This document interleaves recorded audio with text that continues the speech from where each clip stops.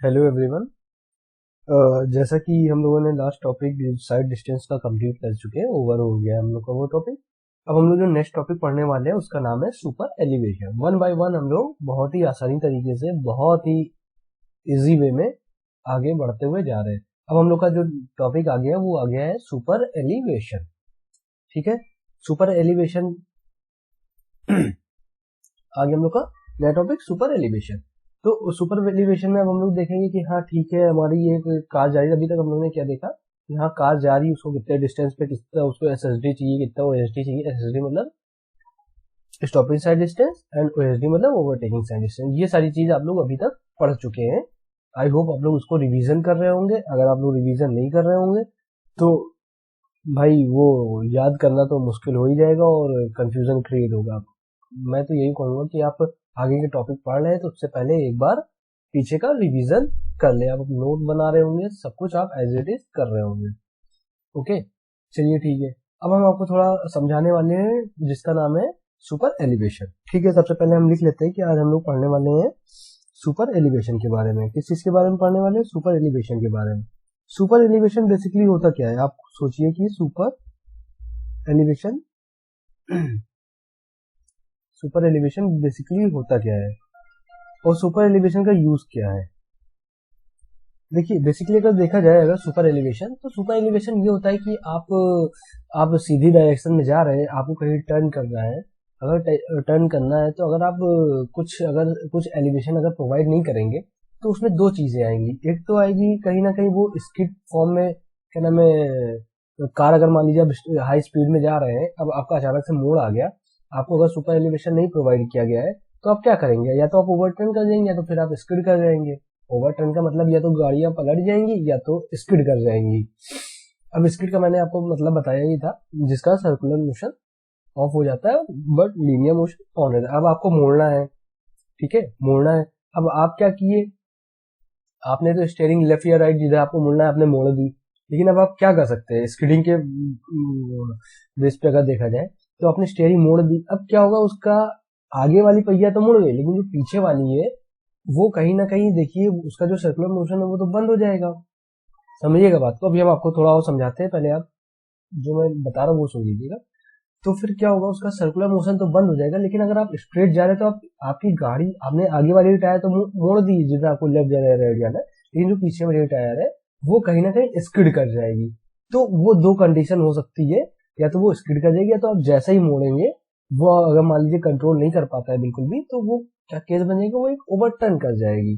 ठीक है, वो ओवरटर्निंग की ये दो फेलियर हमारे हो गए। तो ओवरटर्निंग के केस में पलट सकती है गाड़ी या तो फिर स्किड हो सकती है। ये दो बात आपको समझ में आ गई।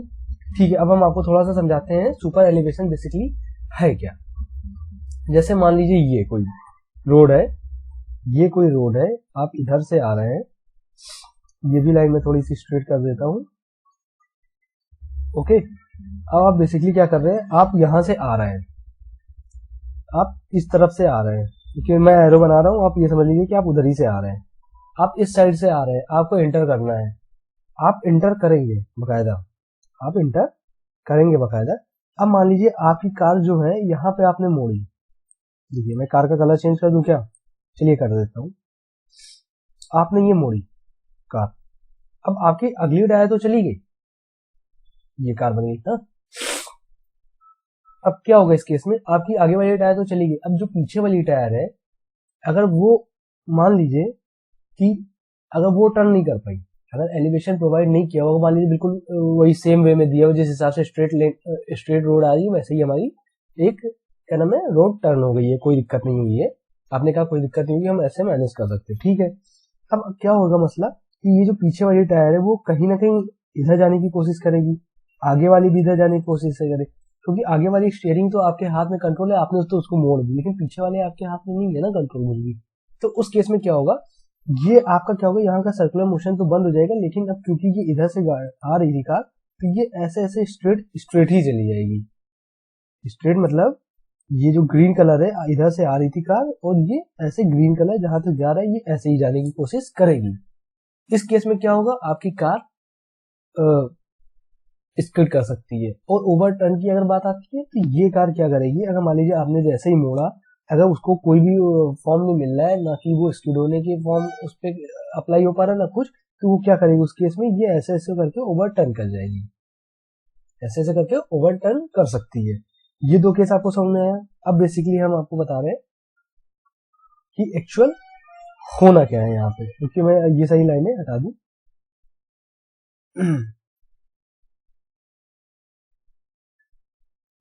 ये आपकी कार है, सिंपल सी, आप ऐसे समझिए आपकी कार है। तो अगर हम सुपर एलिवेशन प्रोवाइड करते हैं, तो सुपर एलिवेशन प्रोवाइड क्यों करेंगे, पहले आप ये समझिए। सुपर एलिवेशन प्रोवाइड इसलिए करेंगे क्योंकि कहीं ना कहीं यहाँ पे हमारा एक फोर्स लग रहा होगा, सेंट्रीफ्यूगल फोर्स। क्या लग रहा होगा, centrifugal force. Okay, centrifugal force लगेगा, जिसको हम लोग P से डिनोट करते हैं। ओके, इसको किससे डिनोट करेंगे, P से डिनोट करेंगे। आप बात को एक्यूरेट समझते जाइएगा, बहुत ही आसानी तरीके से, बहुत ही सिंपल लैंग्वेज में हम चीज को समझा रहे हैं। ओके, ये बात हो गई आपकी। अब ये सेंट्रीफ्यूगल फोर्स प्रोवाइड करेंगे अगर, तो कहीं ना कहीं हमको एक एलिवेशन देना पड़ेगा। ठीक है, अब एलिवेशन कहाँ देंगे, कैसे देंगे, वो आगे बात करेंगे। अब इसका मैकेनिज्म जान लेते हैं कि ये आखिर काम क्या करता है और कैसे करता है। आइए फ्री बॉडी डायग्राम समझ आपको, आई होप ये थोड़ा सा लॉजिक समझ में आ गया होगा क्या चीज हम करने वाले हैं। ओके, चलिए थोड़ा सा हम अब यहाँ पे सुपर एलिवेशन यहाँ लिखा हुआ है।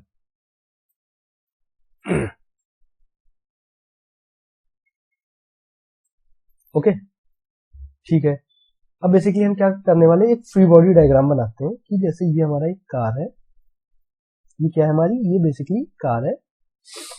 ओके, ये कार है, ये कहीं किसी पे पाथ पे चल रही है। तो अब बेसिकली क्या होगा, कहीं जब ये टर्न का कंडीशन आएगा, जैसे कि मैंने आपको बताया यहाँ पे जब टर्न की ये कंडीशन आएगी, तो जैसे ये फोर्स क्या करेगा, ये फोर्स सेंट्रीफ्यूगल फोर्स लगाएगा कहीं ना कहीं। तो मान लीजिए, चलिए कलर चेंज करते हैं, ये हमारा यहाँ से एक सेंट्रीफ्यूगल फोर्स, देखिए ये मैं गोला बना दिया, यहाँ से P, आई होप आप लोग को दिख रहा होगा, ये एक फोर्स लग रहा है, सेंट्रीफ्यूगल फोर्स लग रहा है P, एंड कितने डिस्टेंस पे लग रहा है, ये समथिंग h डिस्टेंस पे लग रहा होगा। ओके, एक सेंट्रीफ्यूगल फोर्स लग रहा है P, जिसको हम लोग सेंट्रीफ्यूगल फोर्स को हम लोग P से डिनोट किए हैं, और वो कितने डिस्टेंस पे लग रहा होगा, मतलब कितने हाइट पे लग रहा होगा, वो h, मान लीजिए स्मॉल h हाइट पे लग रहा है। अब हमारा जो फॉर्मूला आता है वो सेंट्रीफ्यूगल फोर्स का क्या होता है, P equal to mv square upon r।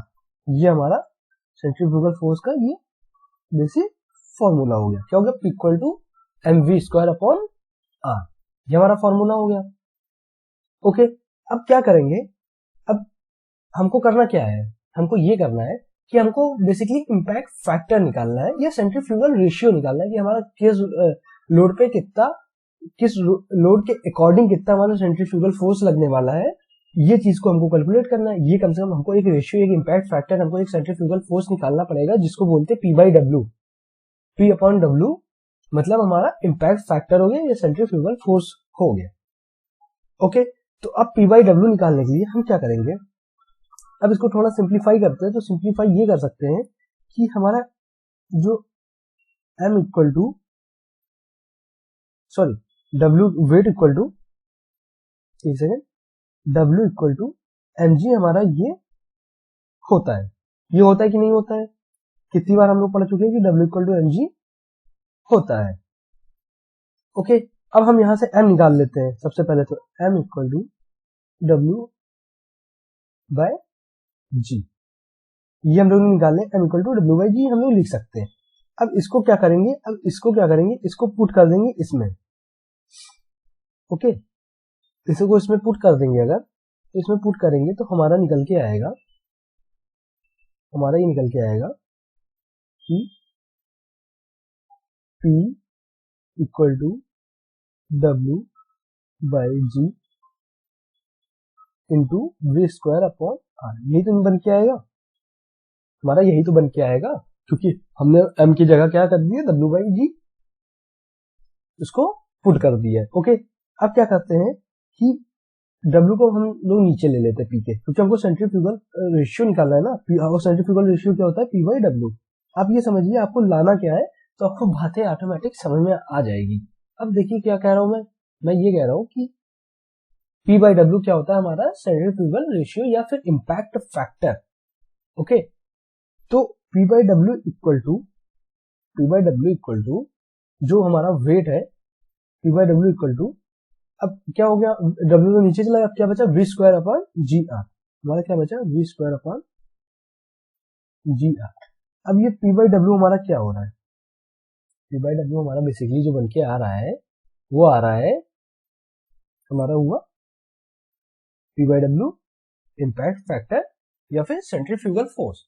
Okay, अब ये P बाई डब्ल्यू हमारा क्या है कि P का इम्पैक्ट W के रिस्पेक्ट में कितना आ रहा है।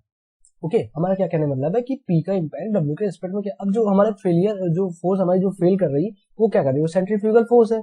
सेंट्रीफ्यूगल फोर्स क्या है, P है, वो कहना में W के मतलब रिस्पेक्ट में कितनी ज्यादा कर रही है, मतलब P का इम्पैक्ट कितना ज्यादा आएगा, सेंट्रीफ्यूगल फोर्स का इम्पैक्ट कितना ज्यादा होगा with respect of weight of vehicle, मतलब कि W कितना ज्यादा उसको मतलब कि रेजिस्ट करने वाला है। मतलब यहाँ पे क्या बात हो रही है, यहाँ पे बात हो रही है P का इम्पैक्ट कितना आएगा W के रिस्पेक्ट में। बेसिकली बात ये है कि P का इम्पैक्ट कितना आ रहा है W के रिस्पेक्ट में। अब इस केस में देखा जाए तो हमने आपको बताया था कि P बाई डब्ल्यू हमारा क्या निकल के आ गया, इम्पैक्ट फैक्टर या फिर सेंट्रीफ्यूगल फोर्स। और ये भी बताया था कि जो हमारा P होता है, वो जो हमारा V होता है, वो हमने बताया था आपको 0.278 स्पीड किलोमीटर पर आवर। अब क्योंकि यहाँ पे V स्क्वायर है तो इसका होल स्क्वायर हो गया अपॉन जी आर। ये हमारा बेसिकली आ गया इक्वेशन नंबर 1। ठीक है, ये हमारा इक्वेशन है। अब अभी आप सोचेंगे इक्वेशन नंबर क्यों लिखा है, अभी आपको समझ में आ जाएगा कि इक्वेशन हमारी क्या है और क्यों लिखा हुआ है। ओके, चलिए आगे देखते हैं। अगला हमारा केस आता है ओवर टर्निंग का केस आता है। किस चीज का केस आता है, ओवर टर्निंग का। लिख लेते हैं। सबसे पहले तो कलर चेंज करते हैं हम लोग, कलर इस बार ये लेते हैं।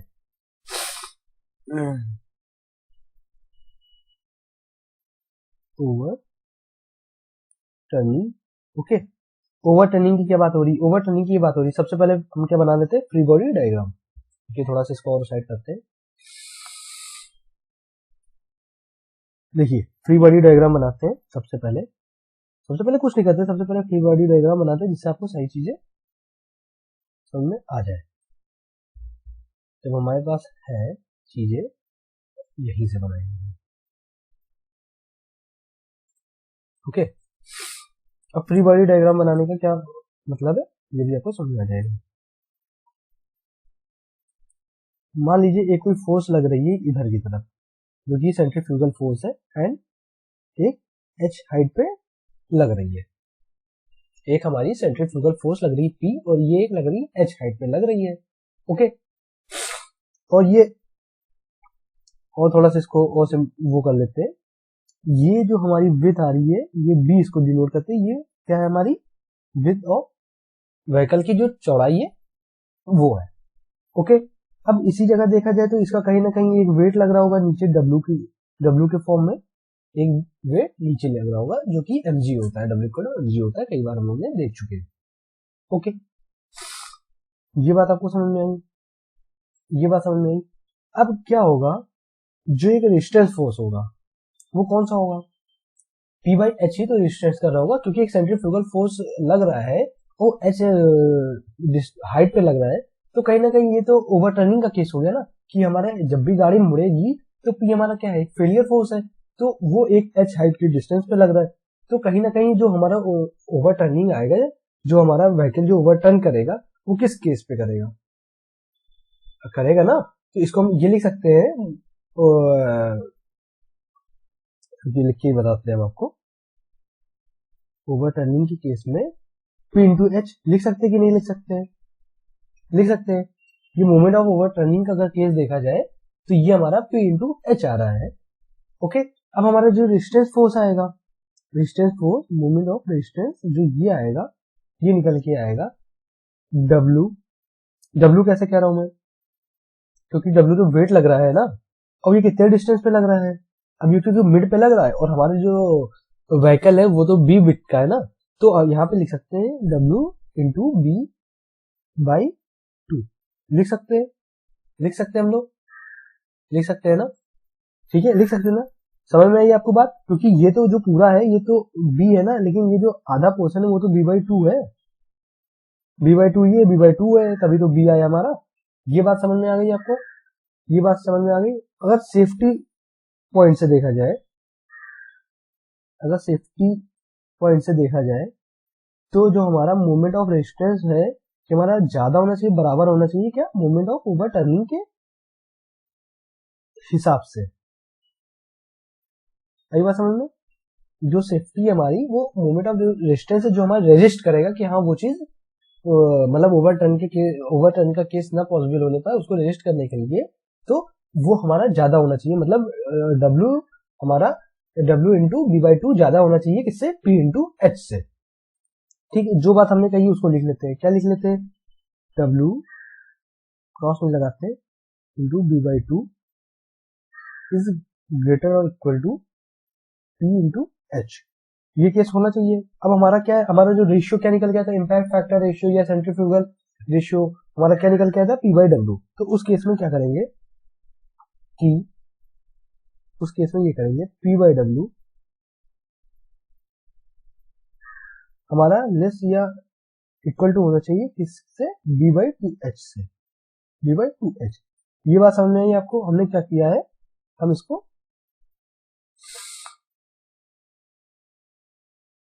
W को इधर ले आए हैं और H को नीचे ले आए हैं, ठीक है। तो जो W हमारा रेशियो आया है वो हमारा हमेशा ज्यादा होना चाहिए, P/W हमेशा कम होना चाहिए किससे, B/2H, मतलब B/2H हमेशा ज्यादा होना चाहिए। तो हमारा क्या करेगा इस केस में, हमारा ओवर टर्निंग का केस मतलब सेफ्टी पॉइंट ऑफ व्यू से सही रहेगा। ओके, ये हमारा होगा सेकंड इक्वेशन। नाउ अब आते हैं थर्ड इक्वेशन पे। थर्ड इक्वेशन हमारा किसका आएगा, स्क्रिप्ट का, जो निकल के आएगा वो हमारा थर्ड इक्वेशन बनेगा। चलिए देखते हैं उसको भी, हमारा आ रहा है ना स्क्रिप्ट।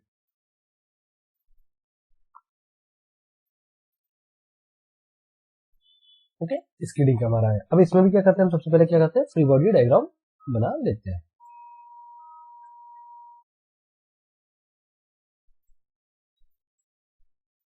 ओके, अब जो फ्री बॉडी डायग्राम इसका बनाने वाले हैं, अब इसमें क्या होगा, इसमें वही सेम चीज होगा, एक यहाँ पे फोर्स लग रही होगी जो कि हमारी कलर चेंज करके इसका भी ग्रीन से पढ़ते हैं, जो यहाँ पे एक सेंट्रीफ्यूगल फोर्स लग रही होगी, क्योंकि अब ये तो स्क्रीडिंग का केस है। तो अब इसमें क्या होगा, अगर इधर सेंट्रीफ्यूगल फोर्स लग रही होगी तो इधर हमारा एक रेजिस्टेंस फोर्स लग रही होगी। अब क्योंकि वो ओवर टर्निंग का केस था, तब तो डिस्टेंस तो वो मतलब हाइट का वैल्यू निकल के आ रही थी कि हाँ इतने हाइट से क्या नाम ओवर टर्न करेगा। अभी क्या हो रहा है, अभी स्किड कर रही है, तो उस केस में ये हमारे एक सेंट्रीफ्यूगल फोर्स लग रहा है एंड देन इधर एक रेजिस्टेंस फोर्स लग रहा होगा। ओके, अगर पी फोर्स अगर उसको स्किड कराना चाह रही होगी तो एक रेजिस्टेंस फोर्स होगी जो कि FR होगी, वो क्या कर रही होगी, वो उसको एक रेजिस्टेंस फोर्स की तरह वर्क कर रही होगी, जिससे हमारी चीजें रजिस्ट रहे, वो स्किड ना करे। ये हो गई हमारी रेजिस्टेंस फोर्स। एक नीचे की तरफ फोर्स लग रही होगी जैसे कि लगते आई है, जो कि हमारी है W इक्वल टू mg।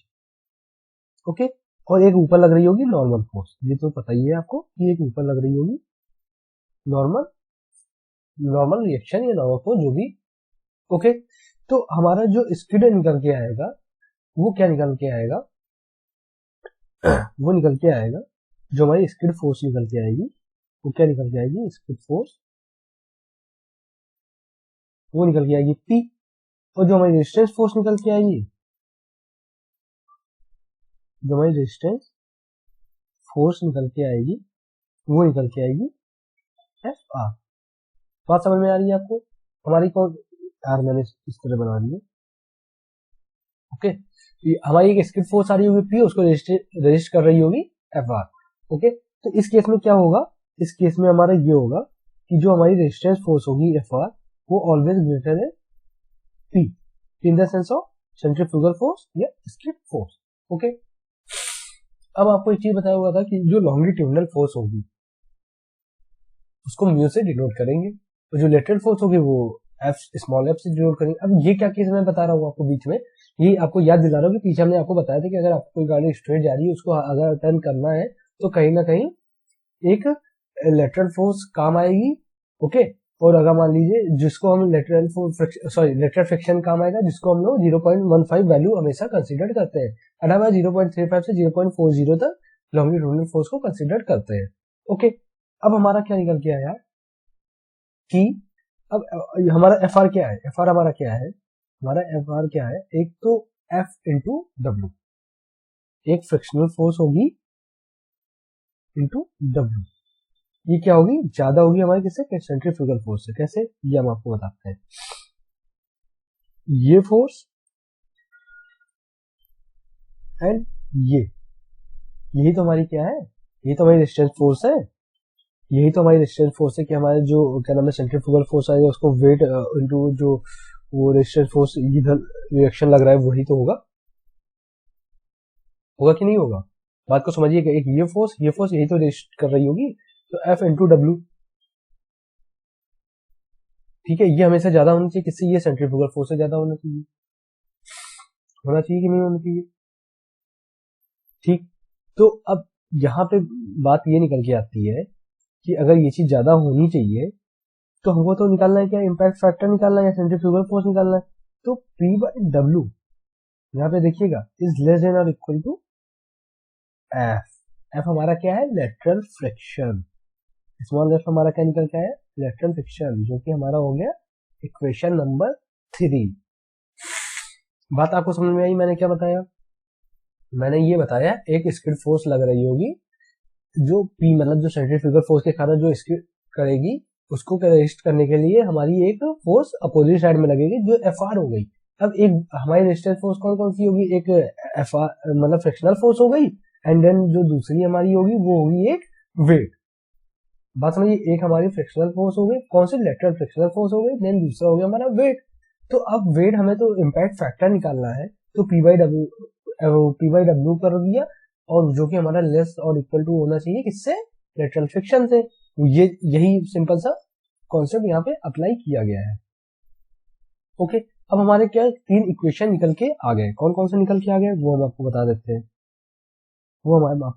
कि जो P बाई डब्ल्यू हमारा आया है वो आया है 0.27, ये वाला नहीं लेंगे, हम लेंगे ये वाला करें।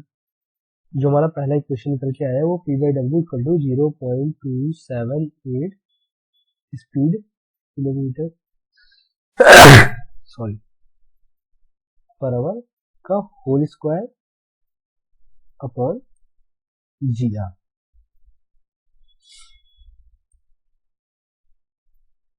ये हमारा फर्स्ट इक्वेशन आया है, एंड सेकेंड वन इज हमारा आया है P by W over turning safety के पॉइंट ऑफ व्यू से D बाई 2H।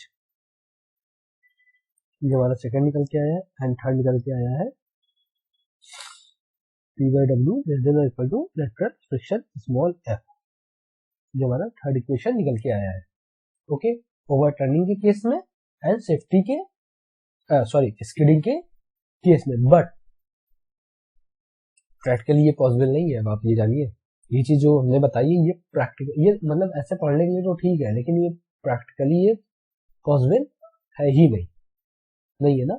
ओके, अब ठीक है, अब मैं आपको थोड़ा सा और इसके आगे वाले लेवल पे लेकर चलता हूं, ठीक है। ओके,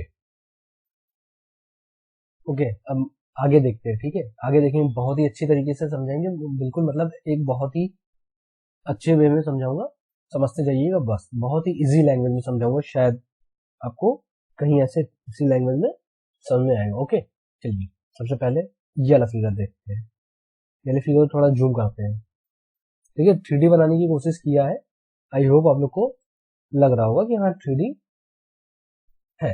अब बेसिकली क्या है, ये टर्न है, मतलब एक कार आ रही है ऐसे, तो ये एलिवेशन प्रोवाइड किया गया है। अब एक एक नॉमेनक्लेचर में आपको बताने जा रहा हूँ क्या चीज है। अब बहुत ध्यान से देखिएगा, ये कहीं ना कहीं कुछ एंगल से दिखाता हूँ, ये कुछ एंगल से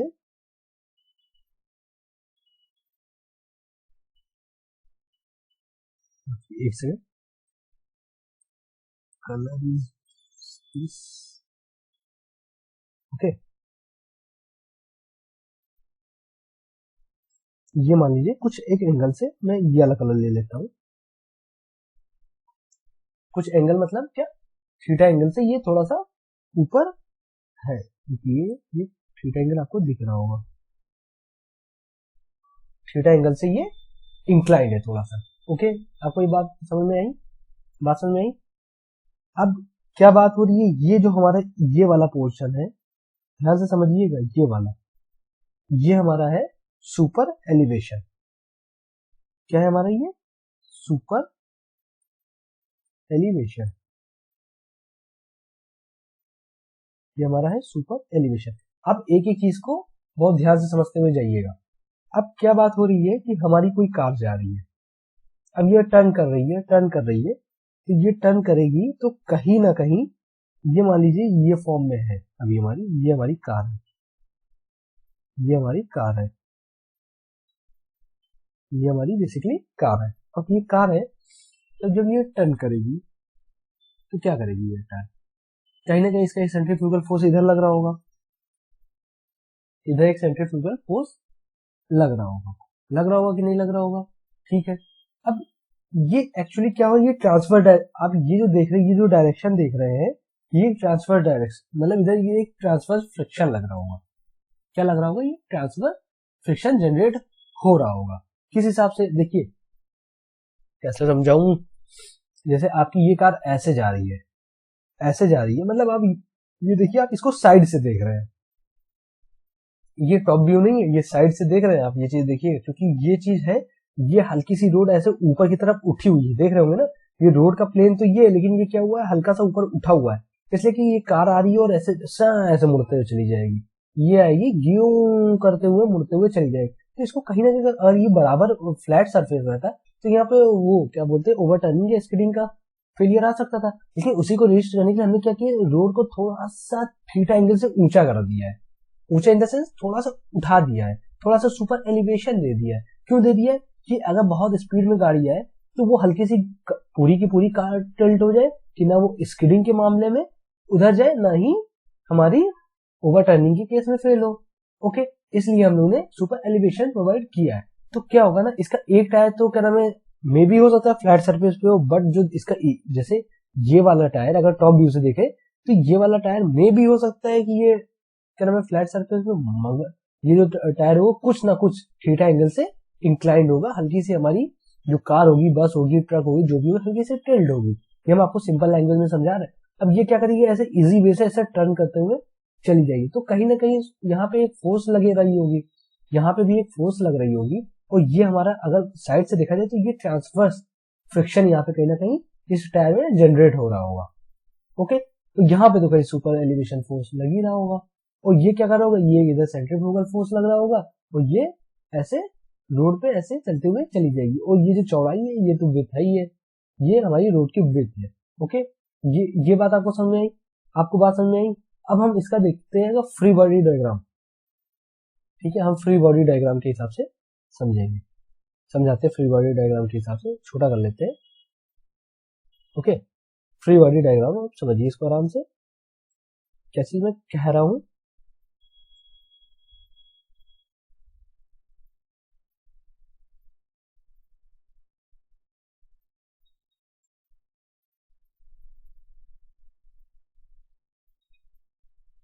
ध्यान से समझिए, बहुत सही तरीके से बताने जा रहा हूं आपको।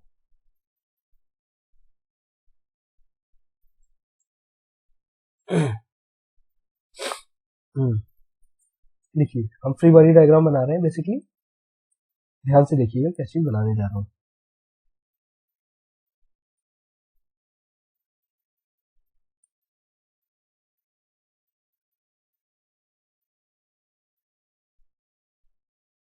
ये क्या किया मैंने,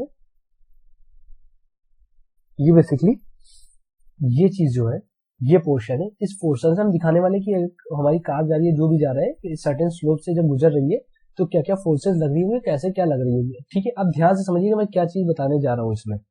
ओके, हमारी मान लीजिए कोई एक थीटा स्लोप पे, ये हमारा एक थीटा स्लोप है, क्या हमारे स्लोप से इंक्लाइन वे में, मान लीजिए सॉरी मान लीजिए ये तो हमारा ये हो गया ये वाला सरफेस। ओके, ये चीज मैं बना रहा हूँ। ठीक है, ध्यान से देखिए क्या बात हो रही है।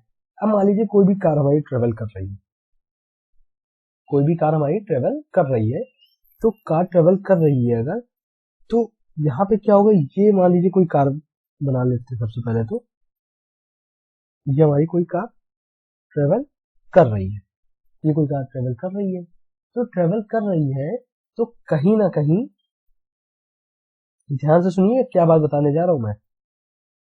इधर हमारी सेंट्रीफ्यूगल फोर्स देखिए, ये इधर ही तो लग रही है हमारी सेंट्रीफ्यूगल फोर्स, सेम देखिए दोनों चीज बता रहा हूँ आपको, ध्यान से सुनिएगा। ये हमारा एक सेंट्रीफ्यूगल फोर्स लग रहा होगा P, लग रहा होगा ना, लग रहा होगा ना आपको। लेकिन नहीं, ये सेंट्रीफ्यूगल फोर्स तो इधर लग रही है ना, आपका तो इंक्लाइंड वे में है, तो इधर फोर्स तो इधर जा रही है ना। तो इस हिसाब से देखा जाए, इसके सेंटर से एक हमारा लग रहा होगा ये P, सेंट्रीफ्यूगल फोर्स एक लग रहा होगा P, लग रहा होगा ना। ओके, ये वाला फोर्स पहले मिटा देते हैं तो आप कंफ्यूज होंगे कि ये वाला फोर्स में क्या बताने जा रहा था। ओके, ये हमारा एक फोर्स लग रहा होगा P। मैंने इसलिए जानबूझ के बताया कि वो उधर नहीं जाएगा, वो तो भाई देखो एक फोर्स तो लगेगी, वो अपने डायरेक्शन में ही लगेगी ना, वो इंक्लाइन थोड़ी ना लग जाएगी, उसके तो कंपोनेंट इंक्लाइन आएंगे, वो अलग बात है। लेकिन एक फोर्स यहाँ पे लगेगी जो सेंट्रीफ्यूगल फोर्स है, वो तो इसी वे में लगेगी। ठीक है, बात को ध्यान से समझिएगा।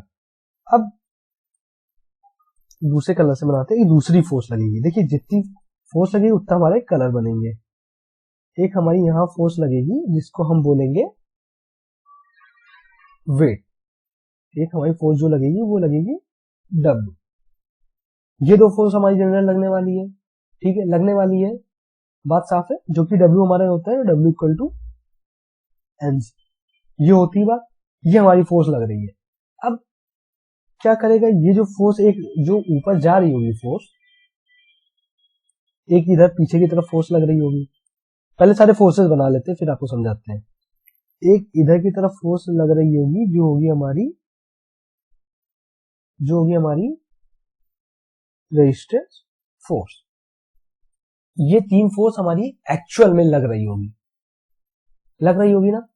ठीक है, अब इसको सॉल्व करते हैं। अब क्योंकि ये तो एक स्लोप पे जा रहा है ना, ये तो एक स्लोप पे जा रहा है, अगर ये किसी एक स्लोप पे जा रहा है, ध्यान से सुनिए बात, बहुत ध्यान से सुनिए, अगर ये किसी स्लोप पे जा रहा है, तो अगर P equal to mv square होता है, कलर चेंज,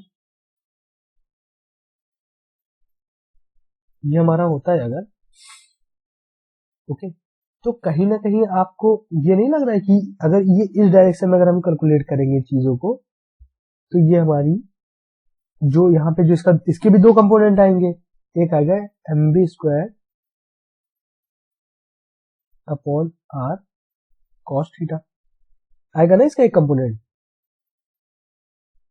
और जो इसका दूसरा कंपोनेंट आएगा वो कहीं ना कहीं इस जगह इस पोर्शन में आएगा, mv square upon r sin theta. ये दो कंपोनेंट इसके हो गए ना, इसके कंपोनेंट हुए कि नहीं हुए, हो गए ना। देन दूसरा देखते हैं, देखिए हम कलर के हिसाब से बता रहे हैं कि आप जानते रहिए। एक जो वेट है हमारा, जो नीचे वेट लग रहे होंगे, उसका भी दो कंपोनेंट आ रहा हो, उसका भी एक कंपोनेंट, देखिए बराबर में बना देंगे तो आपको समझ में आएगा, तो थोड़ा सा साइड में बना रहा हूं। एक फोर्स यहां लग रहा हो, थोड़ा इसको और लंबा ले जाते हैं, ये कहीं एक फोर्स ऐसे लग रही होगी, जो लग रही होगी हमारी mg cos थीटा, और एक इसी का एक जो दूसरा फोर्स लग रहा होगा, दूसरा कंपोनेंट लग रहा होगा, वो लग रहा होगा mg sin थीटा। इसका दूसरा कंपोनेंट किधर लगेगा, इधर ही तरफ लगेगा ना, ये लगेगा हमारा mg sin थीटा, ये लगा। और हमारा जो एक जो फोर्स लग रहा होगा, जो एक्स्ट्रा फोर्स, मतलब एक्स्ट्रा फोर्स क्या है कि ये हमारा एक नॉर्मल फोर्स तो लग ही रहा होगा ना, ये हमारा फोर्स लग रहा होगा, ये तो नॉर्मल फोर्स जनरल लग ही रहा होगा। बात आपको ये समझ में आई कैसे मैंने बताया? आप इस डायग्राम को इससे रिलेट करिए। ओके, अब देखिए इसको मैं एक पॉइंट से समझाते हुए जा रहा हूँ, ध्यान से सुनते हुए जाइएगा क्या बात कर रहा हूँ।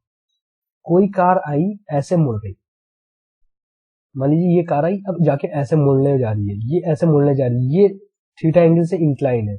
ओके, अब ये मुड़ रही है, मान लीजिए आप ये बैक पोर्शन देख रहे हैं, उसकी एक टायर यहाँ पे, एक टायर यहाँ पे है, तो जब ये मुड़ेगी तो कहीं ना कहीं फोर्स तो यहीं पे लगाएगी ना। अब भाई देखो, कहीं ना कहीं अगर ये प्लेन सरफेस होता अगर, तो ये मुड़ती तो स्किड कर जाती है, तो ओवरटर्न कर जाती, हो जाता ना मामला, या तो ये स्किड करती या तो ये ऐसे ऐसे करके ओवरटर्न कर जाती अगर प्लेन होता। लेकिन ना ये स्किड कर रही ना ये ओवरटर्न कर रही, तो इस वेट एक सेकेंड, हाँ ना ये अब क्योंकि इसको हमने थोड़ा सा स्लोप प्रोवाइड कर दिया, सुपर मतलब ये एलिवेशन प्रोवाइड कर दिया, तो अब इसका बैक पोर्शन आप देखते हुए समझिए कि यहाँ पे तो कहीं ना कहीं ये मिड पॉइंट से सेंटर से ये कहीं ना कहीं इधर की तरफ फोर्स लग रहा होगा, सेंट्रीफ्यूगल फोर्स जो mv स्क्वायर अपॉन r होगा, एक कहीं ना कहीं नीचे वेट लग रहा होगा जो mg होगा। अब जो सेंट्रीफ्यूगल फोर्स है, अब क्योंकि हमारा तो किसी इंक्लाइन वे में जा रहा है ना, तो अब इसका एक कंपोनेंट इधर भी आएगा, एक इधर भी आएगा। मान लीजिए एंगल बन रहा है, तो ये mv square upon cos theta इधर बना रहा है अपना, और एक mv square upon r sin theta, इसके दो कंपोनेंट ये हो गए कि नहीं हो गए। अब जो हमारा वेट है इसके भी दो कंपोनेंट बना रहे होंगे, वो उसके इस रिस्पेक्ट में बना रहा होगा कि एक थीटा अगर यहाँ बन रहा है तो ये mg cos थीटा बन रहा है, देन एक ये फोर्स लग रही होगी mg sin थीटा। अब एक क्योंकि ये ऐसे स्लोप मतलब कि अब ये क्योंकि टर्न करना है तो ये एक रेजिस्टेंस फोर्स ये भी तो प्रोवाइड कर रहा होगा ना, एक इधर की तब भी रेजिस्टेंस। मान लीजिए ये अगर कोई चीज मान लीजिए स्लोप पे रखा हुआ तो वो चीज सरक जाएगी, तो सरक जाएगी कहीं ना कहीं, ये जो टायर होगा इधर वाला पोर्शन जो होगा वो भी तो कहीं ना कहीं रेजिस्टेंस का काम कर रहा होगा, तो इसलिए ये हमारा हो गया रेजिस्टेंस फोर्स। अब इसको क्या करते हैं कि सारी फोर्स को इक्वेट कर लेते हैं। इक्वेट मतलब समझिए, मतलब जो फोर्स इधर लग रही है उसको मतलब, और जो दूसरी फोर्स लग रही है उसको, दोनों को इक्वल कर लेते हैं। देखिए बात को बहुत तरीके से समझिएगा, मैं इतना इजी लैंग्वेज में आपको समझा रहा हूँ कि आपको मजा आ जाएगा और समझ में भी सारी चीज आ जाएगी। आई होप आप लोग को मजा भी आ रहा होगा, फालतू बात ना करते हुए, ठीक है। देखिए अब हमारा क्या है, हमारा एक जो फोर्स आ रहा है वो आ रहा है mg sin थीटा, क्या रहा हमारा mg sin theta plus fr। बताते हुए चलेंगे कौन सा mg sin थीटा कौन सा fr है। हमने ये फोर्स लिख लिया mg sin theta plus fr, ये दो लग रहा है ना, क्योंकि अब ये व्हीकल तो इतना ही देखेंगे ना, तो mg sin theta plus fr लग रहा है। अब दूसरा क्या लग रहा है, इक्वल टू इसके इधर के साइड में लग रहा है mv square upon r cos theta. Equate कर रहे हैं ना हम लोग, बराबर वाली फोर्स को इक्वेट कर रहे हैं, तो क्या करेंगे mv square upon r cos theta. Okay, ये हमारा क्या हो गया, ये हमारा बन गया इक्वेशन नंबर 1, बना हमारा इक्वेशन नंबर 1, क्वेश्चन नंबर 1 हमारा बन गया। ओके, अब क्या करेंगे, अब हम ये बताइए आपको कि जो आपका एफआर लग रहा है वो एफआर है क्या, जो रेजिस्टेंस फोर्स है वो है क्या। अब बात समझिएगा, जो हमारा रेजिस्टेंस फोर्स है वो है क्या, ठीक है। तो एफ आर इक्वल टू, एक तो हमारा आ रहा है frictional force into normal force. क्या आ रहा है हमारा, frictional force into normal force. F R हमारा क्या हो गया, फ्रिक्शनल फोर्स होगा and normal force. Normal force हमारा क्या क्या है, एक ये नॉर्मल फोर्स आ रही है, एक ये नॉर्मल फोर्स आ रही है, यही सब तो आ रही है, एक ये भी नॉर्मल फोर्स आ रही है ना, नॉर्मल फोर्स। अब समझिएगा, अभी क्या कर रहा हूं, एफ आर को पूरा लिख लेंगे कि एफ आर हमारा है क्या क्या। तो एफ तो हमारा एज इट इज रहेगा। अब हम ये देख रहे हैं हमारा नॉर्मल फोर्स कौन कौन सा है। जो सबसे पहले हमारा निकल के आ रहा है वो आ रहा है mg cos थीटा, हमारा नॉर्मल फोर्स ये वो mg cos theta plus mv square upon r sin theta. हमारा एक कौन सा हो गया, एक नॉर्मल फोर्स, इसके रिस्पेक्ट में देखेंगे, हमें ये इससे मतलब नहीं है, हमारा इसके रिस्पेक्ट में देखेंगे तो एक नॉर्मल फोर्स ये आ रही है mg cos थीटा, एक आ रहा है mv square upon r cos sin theta, ठीक है। ये है, ये हमारा क्या है, ये हमारा नॉर्मल फोर्स है। ये नॉर्मल फोर्स निकल के आई, इसको एक बॉक्स में बंद करते हैं नॉर्मल फोर्स, और इसको पुट कर देते हैं किसमें, इक्वेशन नंबर 1 में, एफ आर की वैल्यू पुट कर देते। क्या करते हैं, एफ आर की वैल्यू पुट कर देते, लिख देते बकायदा put the value in put the value equation number 1। ठीक है, बात आपको ज्यादा समझ में आई। अब चलिए आगे आते हैं, थोड़ा इसको और छोटा कर देंगे तो आपको इजिली वे में दिखाई देगा। आपको ये भी दिखाई देगा, ठीक है, दिखाई देगा आपको आराम से। पूरे पेज में आप समझेंगे ना तो तरीके से समझ में आ जाएगा चीज। ठीक, ये हम क्या करेंगे, इक्वेशन नंबर 1 में इसको पुट कर देंगे। अब इक्वेशन नंबर पुट में अगर करेंगे तो हमारा क्या फाइनल इक्वेशन निकल के आएगी, हमारी फाइनल इक्वेशन निकल के आएगी mg साइन थीटा। देखिए बच्चों की तरह बिल्कुल समझा रहा हूँ, बिल्कुल बच्चों की तरह, इससे ज्यादा इजी वे में कोई भी आपको नहीं समझाएगा, इतना टाइम लेकर के कोई भी नहीं समझाएगा, ये आप जान लीजिए। अगर आपको अभी भी नहीं समझ में आएगा तो फिर भाई मैं कुछ नहीं कर सकता हूँ। ठीक, mg साइन थीटा ये आपका हो गया, प्लस एफ आर हमने क्या निकाला है, एफ आर जो हमने निकाला है वो लिखेंगे F mg cos theta plus mg square upon R sine theta. Okay, अब इक्वल टू क्या आ रहा है हमारा, हमारा इक्वल टू आ रहा है mg square upon R cos theta. ये निकल के आया हमारा, ये निकल के आया आपका, आ गया। अब देखिए यहाँ पे क्या हो रहा है, हमारा mg कॉमन हो रहा है। अगर मान लीजिए mg यहाँ पे कॉमन ले लिया हम लोग, तो यहाँ पे क्या होगा, हमारा क्या होगा, सॉरी mg कैसे कॉमन ले सकते हैं, यहाँ पे तो आ ही नहीं रहा है, यहाँ पे m खाली कॉमन आ रहा है ना। तो मान लीजिए अगर m कॉमन ले लेते हैं हर जगह से, तो हमारा क्या हो जाएगा, m तो सारी जगह से कैंसिल हो जाएगा, तो हम यहाँ से m कैंसिल कर दे रहे हैं। अगर आपको ना समझ में आ रहा हो तो एक इक्वेशन और लिख दे नीचे एक और पार्ट में। खैर आई होप समझ में आ रहा होगा। ये m, ये m, m एंड m ये आपस में कैंसिल हो गए, होंगे कैंसिल। ठीक, ये हमारा कैंसिल हो गया। अब हमारा क्या, अब हम क्या करने वाले हैं, अगर ये कैंसिल हो गया है, चलिए कर ही देते हैं, नहीं तो कुछ लोग कंफ्यूज होंगे। हम कॉमन ले लेते हैं, तो g sine theta, g sine theta plus f g cos theta plus v square upon r sine theta equal to m v square upon r cos theta. अब यहाँ पे क्या हुआ है, m एंड m ये हमारा कैंसिल आउट हो गया है। ओके, हो गया। अब क्या करेंगे इस इक्वेशन में, इस इक्वेशन में हम क्या करने वाले, cos थीटा से डिवाइड करने वाले, cos थीटा से डिवाइड करने वाले। अब क्यों करने वाले हैं, क्योंकि हमको तो tan के फॉर्म में चाहिए होगा ना वैल्यू। tan के फॉर्म में कैसे चाहिए होगा बता दे, tan के फॉर्म में एक छोटी सी चीज आपको यहाँ पे बता देते हैं। ऊपर आइएगा, यहाँ पे देखिएगा, यहाँ पे देखिएगा, मैं बता रहा हूँ थोड़ी सी बात, नीचे नहीं बता रहा हूँ कि अभी वहां पे स्पेस की कमी आ जाएगी तो आपको समझने में दिक्कत होगी। क्या मैं बताने जा रहा हूँ, जो हमारा थीटा है, स्लोप को हमने कहा था कि tan थीटा स्लोप होता है, जिसको हम लोग ई से डिनोट करते हैं, जिसको ऊपर सुपर एलिवेशन, पिछले लेक्चर में आपको पहले बताया tan थीटा इक्वल टू ई करेंगे हम। ठीक, जो स्लोप है हमारा उसको tan थीटा कहेंगे आराम से, उसको ई से क्या नाम है डिनोट करने वाले, जो कि है हमारा सुपर एलिवेशन।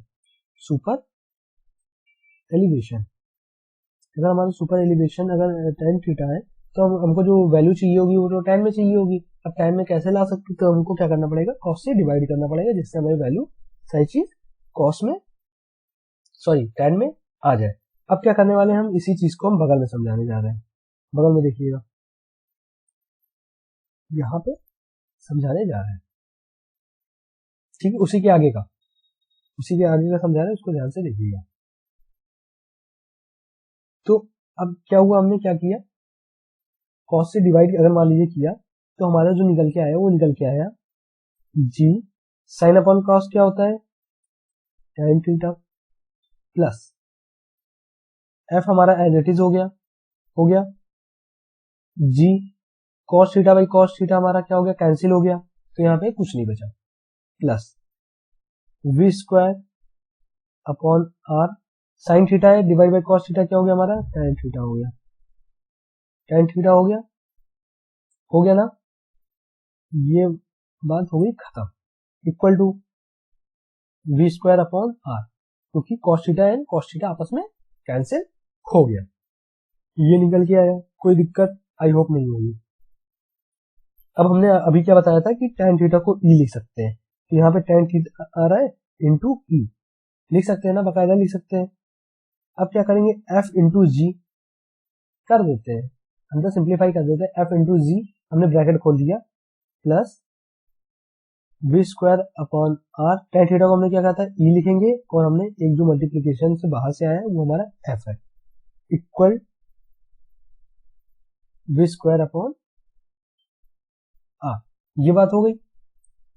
अब हम क्या करते हैं, यहाँ से हमको g कॉमन मिल रहा है, क्या मिल रहा है हमको, यहाँ से g कॉमन मिल रहा है, तो e प्लस f हो गया equal to v square upon r minus v square upon r e dot f। कर सकते हैं कि नहीं कर सकते हैं, देखिए अब भाई कैलकुलेशन तो आपको आनी चाहिए ना, ये चीज कर सकते हैं कि नहीं कर सकते, बिल्कुल कर सकते हैं। g e plus f equal to v square upon r हम कॉमन ले लेते हैं, तो 1 माइनस ई एफ हमारे पास बचेगा, तो हमारे पास अगर ये बचेगा तो यही हमारा फॉर्मूला आएगा, क्या आएगा, क्या हमारे पास बचेगा ना। तो अब ये हमारे पास बच गया, तो अब एक और चीज हो सकती है, ये हमारा जी बच रहा है, तो जी को हम इसको क्या करते हैं, नीचे भेज देते हैं, E plus F equal to V square upon ji R 1 minus E F, ये हम कर सकते हैं और यही हमारा बन के आएगा फॉर्मूला।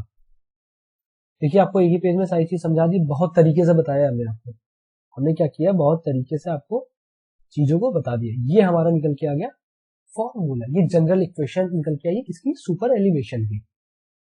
इतना इजी वे में आपको कहीं नहीं मिलेगा, ना कोई बता पाएगा, ना कोई जल्दी समझा पाएगा, बताने वाले बता सकते हैं, ये मैं नहीं कह रहा हूं, मतलब मेरे कहने मतलब है मैंने आपको बहुत ही इजी वे में आपको ये चीज बता दी है, ठीक है, ओके। अब इसमें थोड़ी सी बातें और आती है, उसको थोड़ा सा ऊपर चल के, अब क्योंकि कैलकुलेशन हमारी हो गई है, मैं चाहता था कैलकुलेशन एक पेज में हो, तो वो चीज हमने कर ली। अब मैं क्या कह रहा हूं कि जो हमारा निकल के आया है वो कहीं ना कहीं f के रिस्पेक्ट में जो e की वैल्यू आएगी बहुत छोटी आएगी, कैसे आएगी बताता हूं। जो हमारा फ्रिक्शन होता है वो 0.15 लेते हैं, हमने आपको बताया, और इसके रिस्पेक्ट में अगर e की वैल्यू देखी जाए वो 0.000000 समथिंग आएगी, इतनी छोटी आएगी, तो इतनी छोटी आएगी तो उसका कोई मतलब ही नहीं होगा, तो हम ये कह सकते हैं e dot F is less than more less than 1, तो ये 1 से इतनी ज्यादा छोटी होगी कि प्रैक्टिकली पॉसिबल हो ही नहीं पाएगा ये इक्वेशन। अगर मान लीजिए कहीं आपको दे देता है वैल्यू कि हाँ आपका जो सुपर एलिवेशन है ई की, अब क्योंकि वो सुपर एलिवेशन जो हमारा ई स्लोप का इतना कम देते हैं कि उसको मतलब प्रैक्टिकली पॉसिबल नहीं है कि उसको कैलकुलेट कर सके। तो इस कंडीशन में क्या होता है, मान लीजिए इन एग्जाम में, अगर आपको एग्जाम में ई की वैल्यू दे देता है, तब तो ये जो जनरल इक्वेशन हम लोग निकाल के लाए हैं, ये जो जनरल इक्वेशन वी स्क्वायर आप जानते हैं 0.278 करके पूरी वैल्यू लिखेंगे स्पीड किलोमीटर पर आवर, ये चीज आप जानते ही है, लिख देते हैं, उसको भी लिख देते हैं, खैर। तो कहीं ना कहीं ये इतनी वैल्यू इतनी छोटी आएगी तो ये निगलेक्ट हो जाएगी वैल्यू, 1 में से आप कुछ भी माइनस करेंगे तो 1 मान लीजिए 1 बच रहा है, तो ये वैल्यू खाली V square upon g R ही बचने वाली है, ओके। तो इस कंडीशन में देखा जाए तो प्रैक्टिकली हम इतना ही कैलकुलेट करते हैं। अगर मान लीजिए एग्जाम में ई की वैल्यू आपको दे दे रहा है, मान लीजिए कुछ भी दे रहा है, तो वहां पे जब आप यहाँ पे पुट करेंगे तो ये फिर आपको जनरल इक्वेशन पूरा यूज करना पड़ेगा, अदरवाइज प्रैक्टिकली ये चीज पॉसिबल नहीं है, ओके। अगर ई की वैल्यू छोटी नहीं है तब तो सुपर एलिवेशन वाला फॉर्मूला आपका वैलिड होगा, लेकिन प्रैक्टिकली ई की वैल्यू हमेशा छोटी होती है, इसलिए वो चीज कंसीडर नहीं करते हैं। ठीक, ये हो गई बात, ये बात आपको समझ में आ गई। तो हमारा जो जनरल फॉर्मूला जो हम अब बता रहे हैं, E plus F equal to V square upon ji R, ये निकल के आएगा फॉर्मूला हमेशा जो प्रैक्टिकली यूज होता है। ठीक है, अगर एग्जाम में पूछे तो 1 माइनस ई एफ वाला आप आगे फॉर्मूला यूज करेंगे। तो जो हमारा पूरा फॉर्मूला निकल के आएगा वो ये निकल के आएगा, e plus F equal to 0.278 speed kilometre per hour का होल स्क्वायर अपॉन जी आर। अब ये देखिए कहीं ना कहीं ये फॉर्मूला आपको नहीं लग रहा पी बाई डब्ल्यू का निकल के आया, जो वो इम्पैक्ट फैक्टर निकल के आया, सेम यही निकल के आया था। तो ये लिख सकते हैं हम लोग, इम्पैक्ट फैक्टर का निकल के आया तो E plus F equal to P by W, या सेंट्रीफ्यूगल फोर्स, सेंट्रीफ्यूगल रेशियो, ये कहीं ना कहीं निकल के आया है। बिल्कुल लिख सकते हैं, लिख सकते हैं ना, बताइए लिख सकते हैं कि नहीं लिख सकते हैं? लिख सकते हैं, बिल्कुल लिख सकते हैं। अब इसको थोड़ा सिंप्लीफाई करके आपको बताता हूँ, इसको थोड़ा सा सिंप्लीफाई करके बताता हूँ। इस चीज को थोड़ा सा सिंप्लीफाई करके कलर चेंज कर लेते हैं, बहुत ज्यादा हो रहा है सेम सेम कलर। ई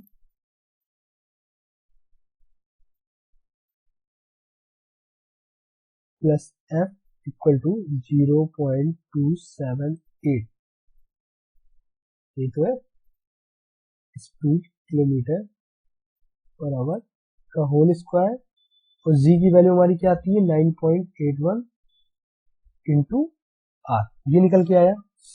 तो अगर हम इसको कैलकुलेट करेंगे, कैलकुलेट पूरा कर लेते हैं, इसको और सिंपल फॉर्म में कर देते हैं, क्योंकि जी की वैल्यू तो कभी चेंज होने वाली 0.278 स्क्वायर, इसकी भी वैल्यू कभी नहीं चेंज होने वाली है। तो इन दोनों को कैलकुलेट करेंगे तो वी स्क्वायर अपॉन 127 आर, ये ऑब्जेक्टिव के लिए बहुत ज्यादा इंपॉर्टेंट है, क्योंकि ये शॉर्ट फॉर्म में मैंने आपको बता दिया है कि ये हमारा हो गया डिजाइन स्पीड। क्या हो गया हमारा, ये हमारा हो गया डिजाइन स्पीड, डिजाइन स्पीड, जिस हिसाब से हम लोग स्पीड को डिजाइन करते हैं, ये हमारा निकल के आ गया डिजाइन स्पीड। लेकिन भाई साहब, डिजाइन स्पीड हम लोग तो कैलकुलेट करते हैं, लेकिन इंडिया में तो mix traffic condition, mix design speed का यूज होगा ना, क्योंकि यहाँ इंडिया में तो मिक्स ट्रैफिक कंडीशन है। अगर मिक्स ट्रैफिक कंडीशन है तो हम ये लिख सकते हैं, हम ये लिख सकते हैं, हम ये लिख सकते हैं बकायदा, चलिए इसको ऊपर कर देते, बगल में चलिए,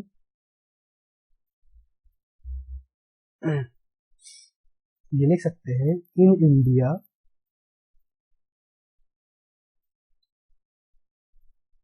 हमारा क्या है, मिक्स ट्रैफिक कंडीशन है।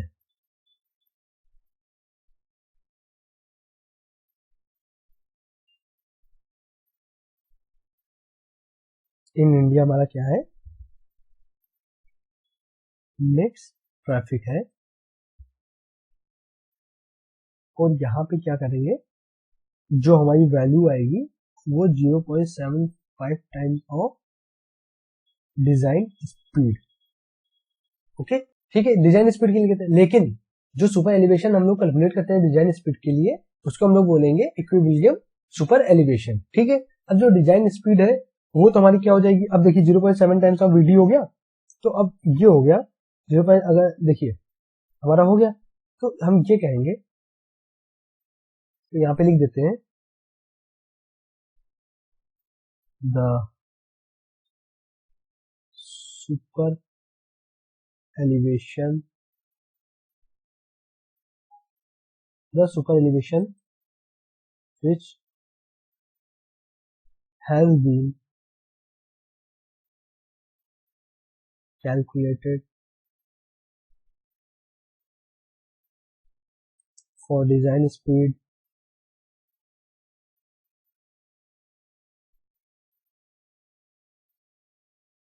for design speed is known as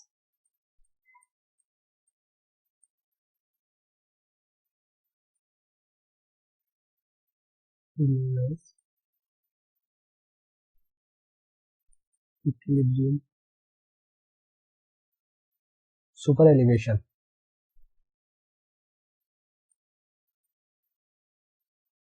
क्या मतलब है इसका? इसका क्या मतलब है? इसका मतलब ये है कि design speed equal to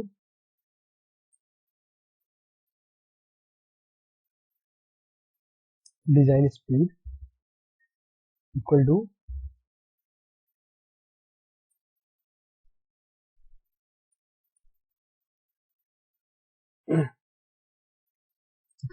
super elevation.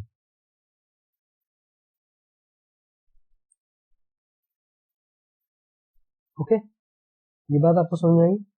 बात समझ में आई? अब ये क्या हो गया हमारा, यहाँ पे हो जाएगा f equal to 0।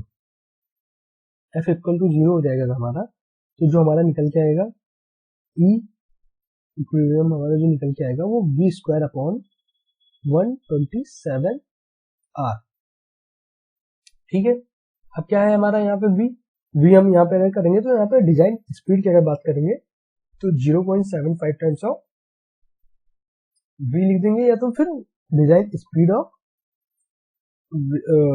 Design speed का होल स्क्वायर अपॉन 127 r, ये हमारा निकल के आएगा डिजाइन स्पीड के लिए। ओके, अब हमारा IRC इसका भी कुछ क्राइटेरिया देता है। हमारा एक ई की वैल्यू रहेगी ना कि मैक्सिमम कितना जा सकते हैं, तो IRC हमारा कहता है, IRC हमारे भाई साहब कहते हैं वो क्या कहेंगे, Emax बताते हैं, Emax की वैल्यू बताते हैं।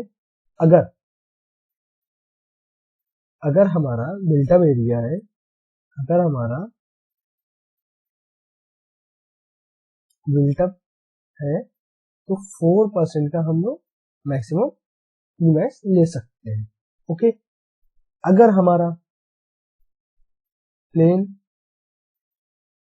और रोलिंग टेरेन है, रोलिंग टेरेन है, तो यहाँ पे हमारा 7% कंसीडर करेंगे। ओके, एंड हमारा अगर हिली एरिया है, हमारा हिली टेरेन है,